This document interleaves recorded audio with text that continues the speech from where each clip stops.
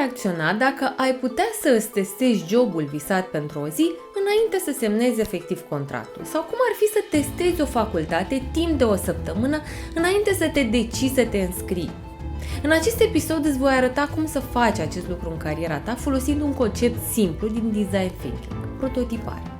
Prototiparea în carieră înseamnă să îți testezi opțiunile profesionale prin acțiuni mici, prin experimentare și învățare directă, astfel încât să vezi dacă o direcție ți se potrivește cu adevărat sau nu, înainte să te angajezi pe deplin în ea. Când te gândești să faci o schimbare în carieră sau să alegi o facultate, te simți uneori copleșit de aceste decizii mari și care pot să aibă un impact pe termen lung. Dar cum poți să testezi aceste opțiuni înainte să te angajezi pe deplin în ele? Cam asta face prototiparea, îți permite să încerci diverse direcții, să aduni informații și să iei decizii informate, fără presiunea de a face alegeri finale imediat. Hai să vedem ce ai făcut până acum. Ți-ai făcut radiografia carierei, ți-ai identificat valorile pentru a ști care sunt lucrurile pe care le aștepți de la locul de muncă și ți-ai creat cele 3 planuri posibile pentru următorii 3-5 ani. Aici este punctul în care te provoc să continui. Din experiență îți spun că aici este punctul în care cei mai mulți oameni se opresc. Pentru că după ce au făcut exercițiile, adică munca de cercetare cu creionul în mână, începe etapa a doua, cea mai grea, acțiunea. Mulți sunt neîncrezători, copleșiți, indeciși, pierduți, dar pentru a obține date și răspunsuri e nevoie de a lua decizii și de a acționa, chiar dacă drumul pare neclar la început.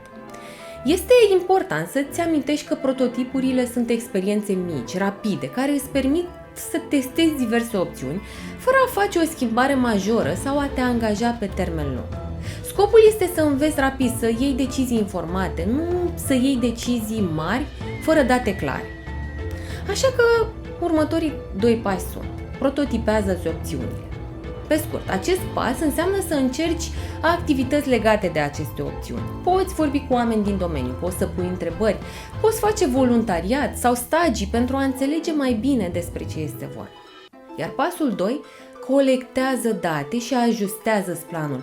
Pe măsură ce aduni informații, îți vei da seama ce ți se potrivește și ce nu. Și în felul acesta, drumul tău devine din ce în ce mai clar. Știm cu toții că teoria nu este suficientă pentru a înțelege cu adevărat dacă ceva ți se potrivește sau nu. Așa că intră în acțiune. Iar prototiparea este esențială în acest proces. Gândește-te că nu trebuie să te angrenezi complet într-un domeniu sau într-un rol înainte de a-l testa. Prototiparea în carieră înseamnă să îți testezi ideile prin practică, prin mici acțiuni care îți vor da o imagine mai clară despre ceea ce ți se potrivește. În felul acesta te vei angrena în a pune întrebări, în a scoate la suprafață prejudecăți și presupuneri pe care le faci și în a avea răspunsuri mult mai repede. Și hai să-ți dau un exemplu de prototipare în carieră. Cum ar arăta prototiparea pentru clienta care și-a planificat să își folosească experiența pentru a ajuta copiii, fie prin predarea abilităților de programare, fie prin promovarea gândirii critice sau a comunicării non-violente? Așa că am început prin a-i adresa întrebări. Cum ar arăta o zi din viața ta dacă ai urma acest plan? Ce ai avea nevoie în plus pentru a putea să profesezi în acest domeniu? În ce context ai putea face aceste lucruri în școli, în ateliere private? Care sunt acelea? Aceste întrebări nu au rămas doar pe hârtie sau în jurnalul ei. Au generat niște acțiuni prin care ea a strâns date, a intrat în contact cu oameni care i-au spus ce documente ar trebui să aibă ca să profeseze în domeniu.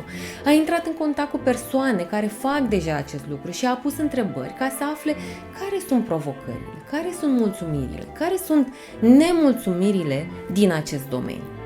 Dar hai să vedem ce trebuie să faci ca să-ți construiești acest prototip profesional. În primul rând, fii curios. Nu te mulțumi doar să citești despre ceea ce te interesează. Fă mai mult de atât. Intră în contact cu oamenii care sunt deja acolo. Află cum au ajuns acolo, ce pași au urmat, care sunt provocările lor, care sunt satisfacțiile lor. De multe ori aud în jurul meu, nu mai vreau sfaturi din cărți, dar tot ceea ce fac acele persoane este să consume acele sfaturi din cărți. Când pui întrebări, când împărtășești propriile întrebări și lucruri care te preocupă, vei putea să extragi propriile învățăminte. Apoi acționează. Fie că faci voluntariat pentru a preda abilități de programare într-o școală, fie că stai pe lângă un coleg care are deja rolul respectiv pe care ți-l dorești, posibilități de a acționa sunt multiple, doar acționează.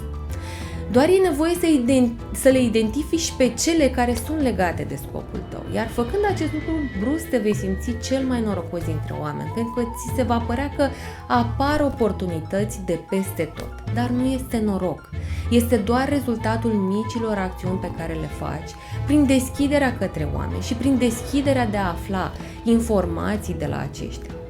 Apoi, îmbunătățește planul pe care ți l-ai creat deja, prin lucrurile pe care le-ai descoperit, iar astfel drumul tău va deveni din ce în ce mai clar. Este ușor să simți că alegerea unui rol profesional sau unei facultăți este o decizie irevocabilă, însă Design Thinking îți arată că drumul profesional poate fi o călătorie în care înveți și te adaptezi pe parcurs, iar prototiparea îți oferă un cadru pentru a experimenta și a ajusta, astfel încât să afli ceea ce ți se potrivește cu adevărat. Dacă ți-a plăcut episodul de astăzi, nu uita să te abonezi. Și nu uita să-mi scrii în comentarii cum ai prototipa planul tău profesional.